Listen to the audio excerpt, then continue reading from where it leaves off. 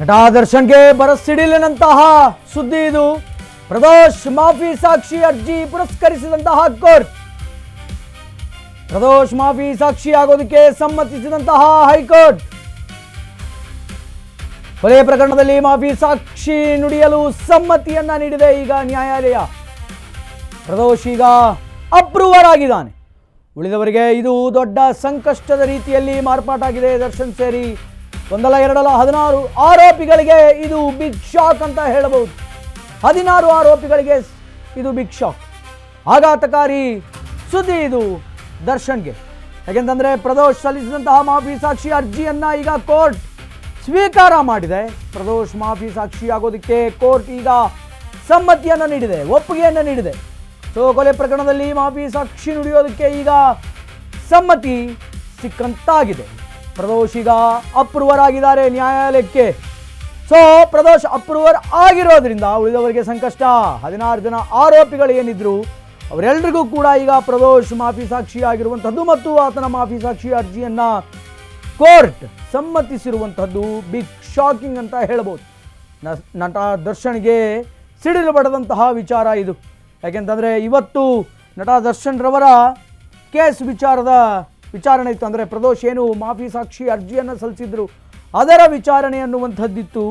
ಇವತ್ತು ಅದಕ್ಕೆ ತೆರೆ ಬಿದ್ದಿದೆ. ಬಹುತೇಕ ಒಂದು ಕ್ಲೈಮ್ಯಾಕ್ಸ್ ಅಂತ ಹೇಳ್ಬೋದು, ಇದು ಪ್ರೀ ಕ್ಲೈಮ್ಯಾಕ್ಸ್ ಅಂತ ಹೇಳ್ಬೋದು. ಯಾಕೆಂತಂದರೆ ಯಾವ ಒಂದು ಕೊಲೆ ಪ್ರಕರಣದಲ್ಲಿ, ರೇಣುಕಾಸ್ವಾಮಿ ಕೊಲೆ ಪ್ರಕರಣದಲ್ಲಿ ಆರೋಪಿಯಾಗಿದ್ದ ಪ್ರದೋಷ್, ಇದೇ ದರ್ಶನ್ ರವರ ಆತ್ಮೀಯ ಮಿತ್ರನಾಗಿದ್ದಂತಹ ಪ್ರದೋಷ್ ಈಗ ದರ್ಶನ್ ವಿರುದ್ಧವೇ ಸಾಕ್ಷಿ ಹೇಳೋದಕ್ಕೆ ಅಪ್ರೂವರ್ ಆಗಿ ಟರ್ನ್ ಆಗಿದ್ದಾರೆ. ಅಂದರೆ ಸಾಕ್ಷಿಯನ್ನು ನಾನು ಹೇಳ್ತೀನಿ ಅಂತ ಮುಂದೆ ಬರೆದಿದ್ದಾರೆ. ಮಾಫಿ ಸಾಕ್ಷಿಯಾಗಿ ಅರ್ಜಿಯನ್ನು ಸಲ್ಲಿಸಿದಂತಹ ಪ್ರದೋಷ್ ಅರ್ಜಿಯನ್ನು ಕೋರ್ಟ್ ಈಗ ಸ್ವೀಕರಿಸಿದೆ.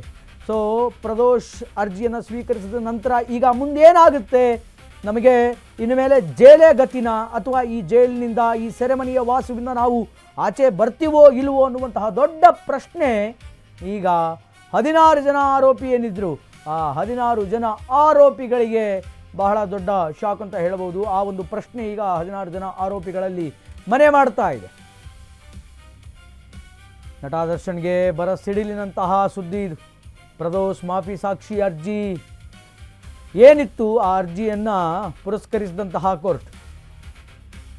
ಇನ್ನು ಇದಕ್ಕೆ ಸಂಬಂಧಪಟ್ಟಂತೆ ಮತ್ತಷ್ಟು ಬ್ರೇಕಿಂಗ್ಗಳು ಬರ್ತಾ ಇದೆ. ಲೇಟೆಸ್ಟ್ ಅಪ್ಡೇಟ್ಗಳಿದು. ರೇಣುಕಾಸ್ವಾಮಿ ಕೊಲೆ ಪ್ರಕರಣದಲ್ಲಿ ಈಗ ಬಿಗ್ ಟ್ವಿಸ್ಟ್ ಅನ್ನುವಂಥದ್ದು ಸಿಕ್ಕಿದೆ. ವೆರಿ ಬಿಗ್ ಟ್ವಿಸ್ಟ್ ಇದು. ಜೈಲಿನಿಂದ ಹೊರಗೆ ಬರುವ ಎಲ್ಲ ಬಾಗಿಲುಗಳು ಕೂಡ ಈಗ ದಾಸನಿಗೆ ಬಹುತೇಕ ಬಂದಾಗಿದೆ. ದರ್ಶನ್ ಜೈಲಿನಿಂದ ಹೊರಗೆ ಬರೋದೇ ಅನುಮಾನ ಅಂತ ಅನೇಕರು ಹೇಳ್ತಾ ಇದ್ದಾರೆ, ಕಾನೂನು ಗೊತ್ತಿರಬಹುದು. ಜೊತೆಯಲ್ಲೇ ಇದ್ದುಕೊಂಡು ದರ್ಶನ್ಗೆ ಕೈ ಕೊಟ್ಟಂತಹ ಗೆಳೆಯ ಪ್ರದೋಷ್, ಕೊಲೆ ಪ್ರಕರಣದ A4 ಆರೋಪಿಯಾಗಿದ್ದ ಈ ಪ್ರದೋಷ್ ಈಗ ದರ್ಶನ್ಗೆ ಕೈ ಕೊಟ್ಟಿದ್ದಾರೆ. ದರ್ಶನ್ ಆ್ಯಂಡ್ ಗ್ಯಾಂಗ್ ವಿರುದ್ಧವೇ ಈಗ ಪ್ರದೋಷ್ ಸಾಕ್ಷಿಯಾಗಿ ಮಾರ್ಪಾಟಾಗಿದ್ದಾರೆ. ಜೊತೆಯಲ್ಲಿದ್ದುಕೊಂಡು ಅನೇಕ ಚಟುವಟಿಕೆಗಳಲ್ಲಿ ಭಾಗಿಯಾಗಿದ್ದಂತಹ ಪ್ರದೋಷ್ ಈಗ ದರ್ಶನ್ಗೆ ಉಲ್ಟಾ ಹೊಡೆದಿದ್ದಾರೆ. ದರ್ಶನ್ ಜೈಲಿನಿಂದ ಹೊರಗೆ ಬರುವಂತಹ ಎಲ್ಲ ಪಾಸಿಬಿಲಿಟೀಸ್ಗಳು ಈಗ ಸಿಕ್ಕಾಪಟ್ಟೆ ಕಡಿಮೆಯಾಗಿದೆ. ಬರೋದೇ ಕಷ್ಟ ಅಂತ ಹೇಳ್ತಾ ಇದ್ದಾರೆ. ಅನುಮಾನ, ಜೈಲಿನಿಂದ ಹೊರಗೆ ಬರೋದೇ ಅನುಮಾನ ಅಂತ. ಜೊತೆಯಲ್ಲೇ ಇದ್ದುಕೊಂಡು ದಾಸನಿಗೆ ಕೈ ಕೊಟ್ಟಿದ್ದಾರೆ ಪ್ರದೋಷ್. ಓಕೆ, ಮಾಫಿ ಸಾಕ್ಷಿ ಅಂದ್ರೆ ಏನು? ಪ್ರದೋಷ್ ಈಗ ನಾನು ಮಾಫಿ ಸಾಕ್ಷಿ ಆಗ್ತೀನಿ ಅಂತ ಅರ್ಜಿ ಸಲ್ಲಿಸಿದ್ರಲ್ಲ, ವಾಟ್ ಈಸ್ ಮಾಫಿ ಸಾಕ್ಷಿ?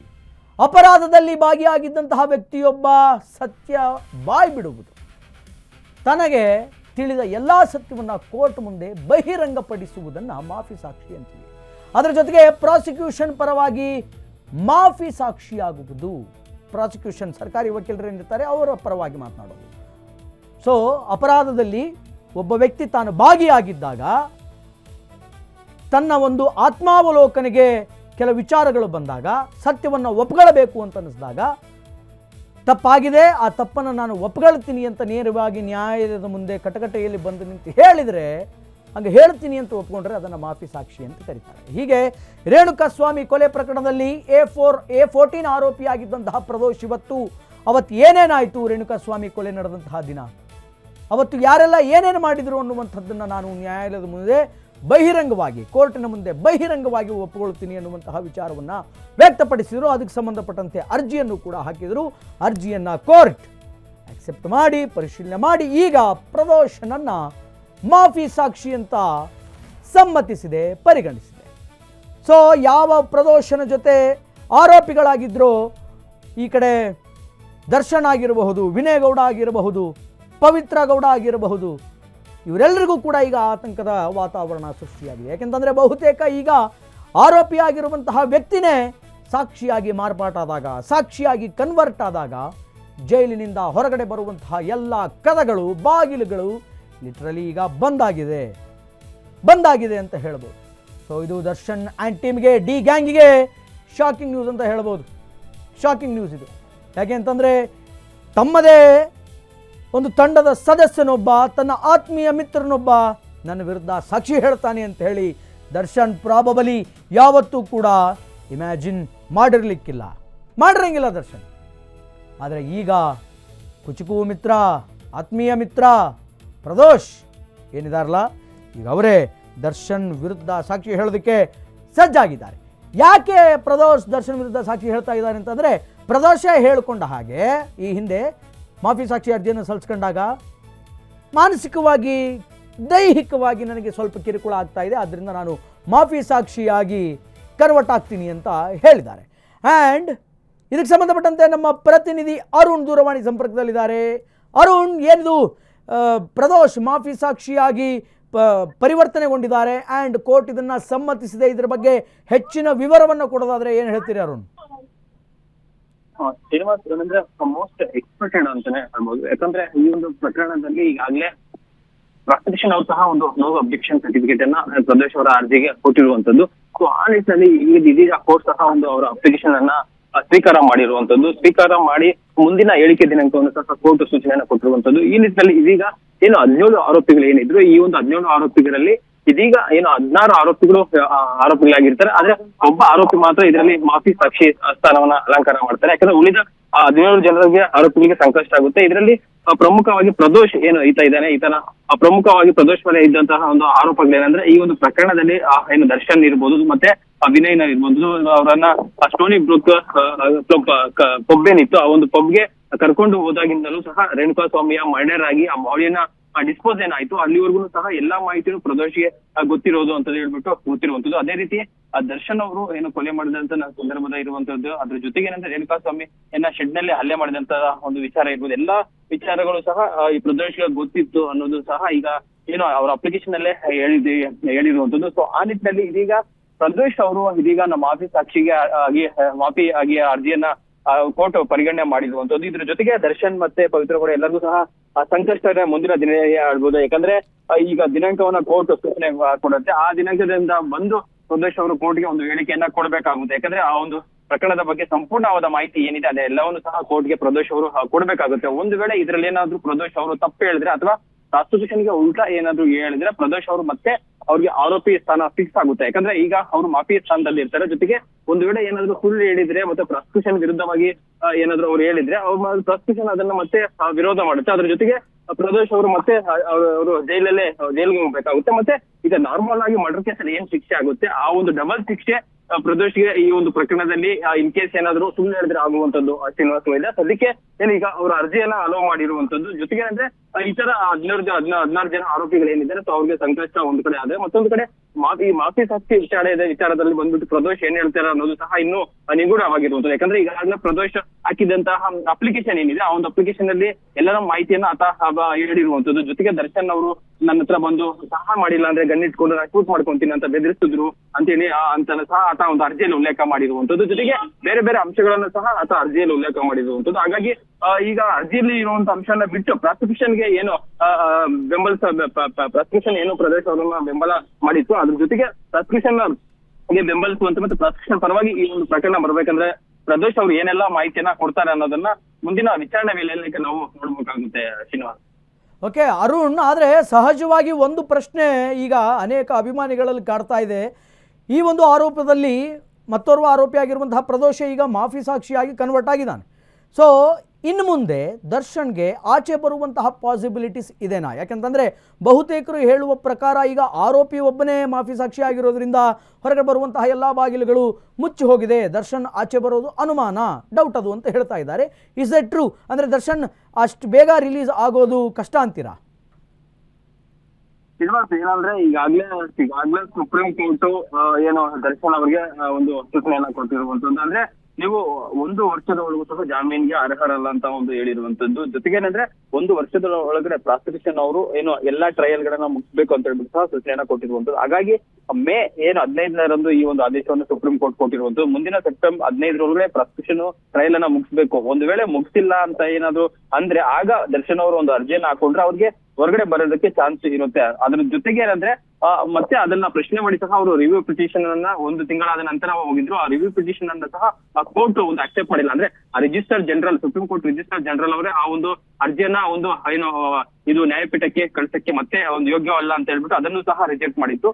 ಹಾಗಾಗಿ ದರ್ಶನ್ಗೆ ಈಗ ಯಾವುದೇ ರೀತಿಯಂತ ಆಪ್ಷನ್ ಇಲ್ಲ. ಅವರು ಖುದ್ದು ಟ್ರಯಲ್ ಅನ್ನ ಫೇಸ್ ಮಾಡ್ಬೇಕು. ಟ್ರಯಲ್ ಏನಾದ್ರು 1 ವರ್ಷದ ಒಳಗಡೆ ಆಗಿಲ್ಲ ಅಂದ್ರೆ ಮತ್ತೆ ಅವರು ಕೋರ್ಟ್ಗೆ ಬಂದು ಅರ್ಜಿಯನ್ನ ಸಲ್ಲಿಸ್ಕೊಂಡು ಜಾಮೀನು ತಗೊಂಡು ಹೊರಗಡೆ ಬರಬೇಕು. ಒಂದ್ ವೇಳೆ ಟ್ರಯಲ್ ಮುಗಿದ್ರೆ ಮತ್ತೆ ಮುಗಿದವರಿಗೆ ಶಿಕ್ಷೆ ಪ್ರಕಟ ಆದ್ರೆ ಒಂದ್ ವೇಳೆ ಅಲ್ಲೇ ದರ್ಶನ್ ಅವರು ಕಂಟಿನ್ಯೂ ಆಗ್ತಾರೆ. ಹಾಗಾಗಿ ಸದ್ಯಕ್ಕೆ ಅವ್ರಿಗೆ ಯಾವುದೇ ರೀತಿ ಅಂತ ಹೊರಗಡೆ ಬರುವಂತ ಆಪ್ಷನ್ ಸದ್ಯಕ್ಕೆ ಅಂತೂ ಅವರ ಮುಂದೆ ಇಲ್ಲ. ಓಕೆ ಅರುಣ್, ಫೈನಲಿ ಒಂದು ವಿಚಾರವನ್ನು ಕೇಳಬೇಕು. ಪ್ರದೋಷ್ ಮಾಫಿ ಸಾಕ್ಷಿಯಾಗಿ ಕನ್ವರ್ಟ್ ಆಗಿದ್ದಂತೂ ಆಯಿತು, ಆದರೆ ಪ್ರದೋಷ್ಗೆ ಅಡ್ವಾಂಟೇಜ್ ಏನು? ಕಾನೂನಾತ್ಮಕವಾಗಿ ಪ್ರದೋಷ್ಗೆ ಸಲ್ಲುವಂತಹ ಅಡ್ವಾಂಟೇಜ್ಗಳೇನು ಮಾಫಿ ಸಾಕ್ಷಿಯಾಗಿ ಕನ್ವರ್ಟ್ ಆಗಿದ್ದಕ್ಕೆ? ಶ್ರೀನಿವಾಸ್, ಮಾಫಿ ಸಾಕ್ಷಿಯಲ್ಲಿ ಪ್ರದೋಷ್ ಅವ್ರಿಗೆ ಕನ್ವರ್ಟ್ ಆಗುವಂತ ಅಡ್ವಾಂಟೇಜ್ ಅಂತ ನೋಡೋದಾದ್ರೆ, ಒಂದ್ ವೇಳೆ ಈ ಒಂದು ಪ್ರಕರಣದಲ್ಲಿ ಫಾರ್ ಎಕ್ಸಾಂಪಲ್ ದರ್ಶನ್ ಅವ್ರಿಗೆ ಮತ್ತೆ ಇತರ ಆರೋಪಿಗಳಿಗೆ ಒಂದು 10 ವರ್ಷ ಏನಾದ್ರು ಶಿಕ್ಷೆ ಪ್ರಕಟ ಆದ್ರೆ ಆಗ ಏನು ದರ್ಶನ್ ಉಳಿದ ಸೇರಿದಂತೆ ಉಳಿದ 16 ಜನ ಆರೋಪಿಗಳು ಅವ್ರ ಶಿಕ್ಷೆನ ಅನುಭವಿಸ್ತಾರೆ.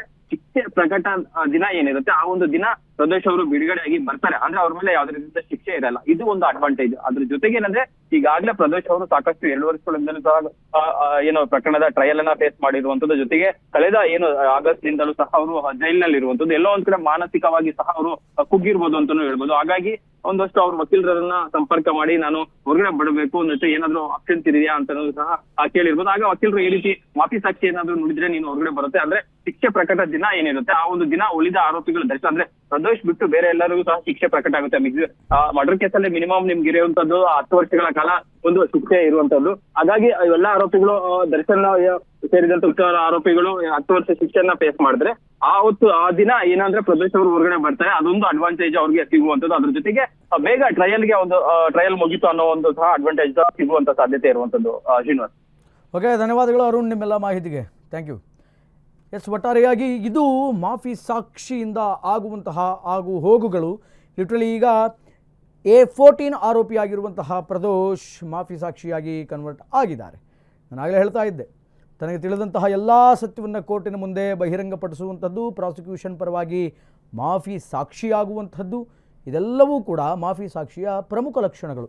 ಪ್ರದೋಷ್ ಮಾಫಿ ಸಾಕ್ಷಿ ಆಗಿ ಈಗ ಹೊರಗಡೆ ಬಿದ್ದಿದ್ದಾರೆ. ಷರತ್ತುಬದ್ಧವಾದಂತಹ ಕ್ಷಮಾದಾನವನ್ನು ಕೋರ್ಟ್ ಮಾಡುತ್ತೆ. ಆ್ಯಂಡ್ ಪ್ರದೋಷ್ ಹೇಳುವಂತಹ ಎಲ್ಲ ಸಾಕ್ಷಿಗಳನ್ನು ಕೂಡ ನ್ಯಾಯಾಲಯ, ಪೊಲೀಸರು ಮತ್ತೆ ಅದನ್ನು ಪರಿಶೀಲನೆ ಅನ್ನುವಂಥದ್ದನ್ನು ಮಾಡ್ತಾರೆ.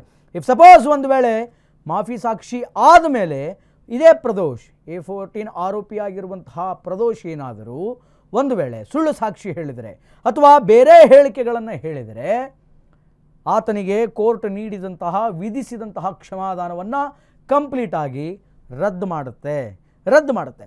ಒಂದು ವೇಳೆ ನಿಜವಾಗಲೂ ಆತ ನ್ಯಾಯಯುತವಾಗಿ ಸತ್ಯವನ್ನೇ ನುಡಿದ ಅಂತಂದರೆ ಸತ್ಯವಾದಂತಹ ವಿಚಾರಗಳನ್ನು ಸಾಕ್ಷಿ ಮೂಲಕವಾಗಿ ಕೋರ್ಟಿನ ಮುಂದೆ ಇಟ್ಟರೆ ಪ್ರದೋಷನಿಗೆ ಶಿಕ್ಷೆ ಅನ್ನುವಂಥದ್ದು ಕಡಿಮೆಯಾಗುತ್ತೆ.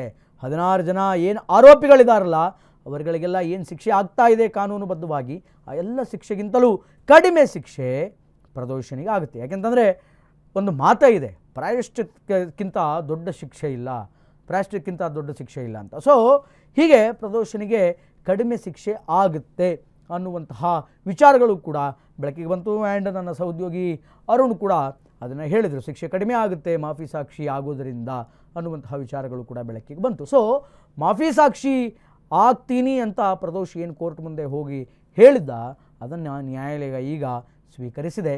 ಮುಂದೆ ಎಷ್ಟು ಡಿಟೇಲ್ಡ್ ಆಗಿ ರೇಣುಕಾಸ್ವಾಮಿಯ ಹತ್ಯೆಯ ದಿನ ರೇಣುಕಾಸ್ವಾಮಿಯ ಕೊಲೆ ನಡೆದಂತಹ ದಿನ ಏನೆಲ್ಲ ಆಯಿತು ಅನ್ನುವಂಥದ್ದನ್ನು ಎಷ್ಟು ಪಿನ್ ಟು ಪಿನ್ ಡೀಟೇಲ್ಡ್ ಆಗಿ ಮುಂದಿನ ದಿನಗಳಲ್ಲಿ ಪ್ರದೋಷ್ ಹೇಳ್ತಾ ಹೋಗ್ತಾರೆ. ಅಲ್ಲಿ ಯಾವ್ಯಾವ ಡಾಟ್ಗಳು ಕನೆಕ್ಟ್ ಆಗುತ್ತೆ, ಪೊಲೀಸ್ ಎಂಕ್ವೈರಿಯಲ್ಲಿ ಚಾರ್ಜ್ ಶೀಟ್ನಲ್ಲಿ ಮೆನ್ಷನ್ ಮಾಡಿರುವಂತಹ ಡಾಟ್ಗಳೆಲ್ಲ ಎಷ್ಟರ ಮಟ್ಟಿಗೆ ಸತ್ಯ ಅನ್ನುವಂಥದ್ದು ಈಗ ಅಲ್ಲಿ ಗೊತ್ತಾಗುತ್ತೆ.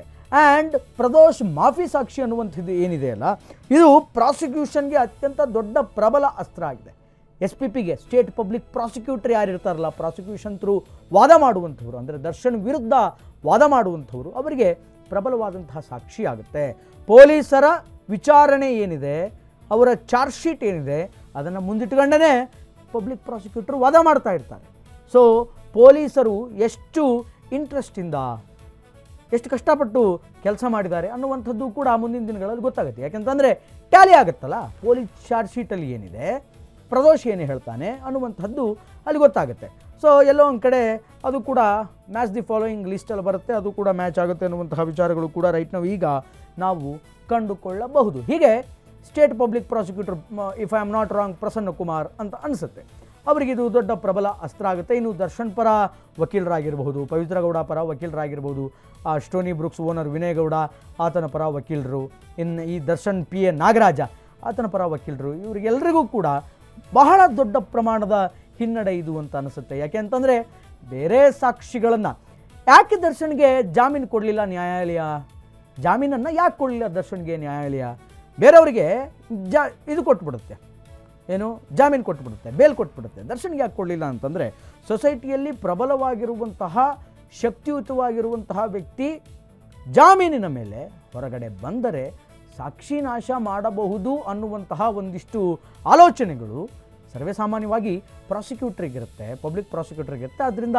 ಜಾಮೀನು ಅನ್ನುವಂಥದ್ದು ಈ ಹಿಂದೆ ಸಿಗಲಿಲ್ಲ, ಸಿಕ್ಕಿದ್ದು ಮೆಡಿಕಲ್ ಬೇಲು, ಆದರೆ ಅವರು ಶೂಟಿಂಗು ಅದು ಇದು ಅಂತ ವ್ಯರ್ಥ ಮಾಡಿದರು. ಬಟ್ ಅಪ್ಕಮಿಂಗ್ ಡೇಸಲ್ಲಿ ದರ್ಶನ್ ಭವಿಷ್ಯ ಏನಾಗುತ್ತೆ ಅನ್ನುವಂಥದ್ದನ್ನು ಕಾದು ನೋಡಬೇಕಾಗಿದೆ.